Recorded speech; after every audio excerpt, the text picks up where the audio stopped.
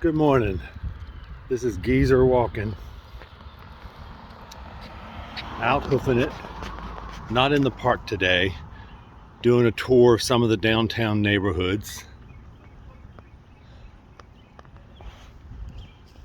taking pictures of some of the historic homes, and of course I have Hector with me.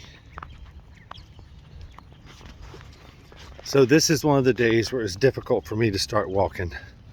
I just wanted to pour another cup of coffee and sit outside or plop down somewhere.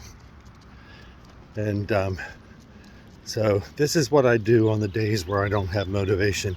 I take a different route, so there's different scenery. And I try not to think about how far that I'll make it. Anything that I do is more than just sitting at home, so it's good. So you have to play little mind games, you know, when you're resistant to getting out there. But it's important to get out there. So find what works for you to get you out there.